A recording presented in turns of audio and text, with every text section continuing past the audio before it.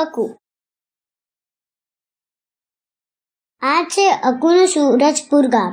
અકુની સાથે બીજા બાળકોને રમવાનું પસંદ નથી, કારણ કે અકુના પગ તેના શરીર કરતાં ખૂબ લાંબા છે.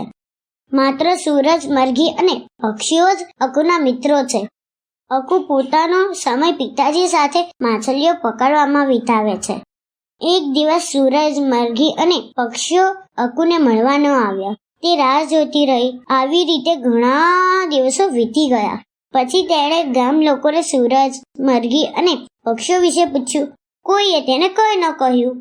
ઉદાસ થઈને તે પોતાના ઘરની બહાર બેસી ગઈ. ત્યારે ઘરની અંદરથી અવાજ આવ્યો, સૂરજ!